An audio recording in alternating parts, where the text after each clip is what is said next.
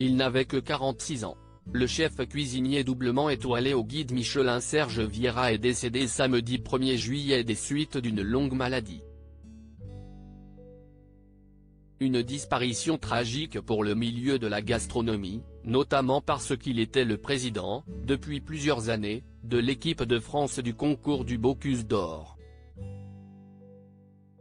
En 2018, il avait eu l'occasion de voyager en Australie en compagnie d'Emmanuel Macron, pendant une semaine. Il avait alors été le seul chef français à faire partie de la délégation et à pouvoir monter dans l'avion présidentiel. Le 9 mai, il y a 4 ans, Serge Vieira se confiait sur cette opportunité qui s'est offerte à lui et à laquelle il n'était pas préparé. On a reçu un coup de fil au restaurant me demandant si je voulais accompagner le président de la République en Australie. J'ai cru que c'était une blague, racontait-il à nos confrères de La Montagne, en précisant avoir donc dit à la réceptionniste de demander un mail de confirmation. À peine 2 minutes plus tard, il en avait reçu un, avec l'en-tête de l'Élysée. Choqué, le chef s'était demandé pourquoi lui avait été choisi et pas un autre. Avant qu'il n'embarque, des membres du cabinet avaient mis en avant ses relations avec l'Australie, le fait qu'il avait coaché le pays et Dan Arnold pour le Bocuse d'Or.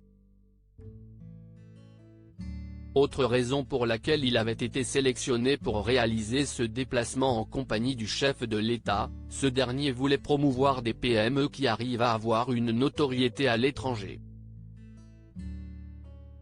supérieure à ces tragiques décès de personnalités qui ont déjà marqué l'année 2023. Un restaurateur alertant sur les maigres paix des jeunes. Serge Vieira avait donc eu le privilège de suivre Emmanuel Macron lors de visites, de discours et de dîners de gala, mais toutefois pas durant les rencontres diplomatiques.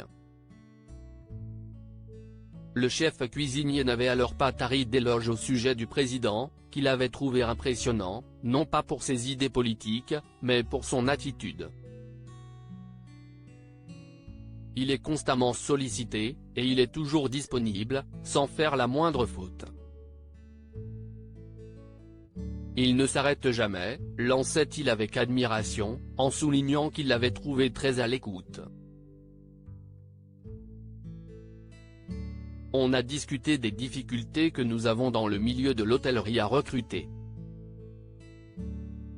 J'ai pu prendre l'exemple de l'Australie, pour lui montrer que quand les jeunes travaillent, là-bas, leur paie commence par un 2, quand chez nous c'est par un 1.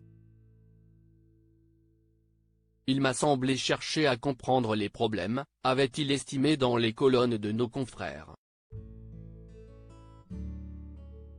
Article écrit avec la collaboration de 6 médias Crédit Photo, Ric Lafay Sipa.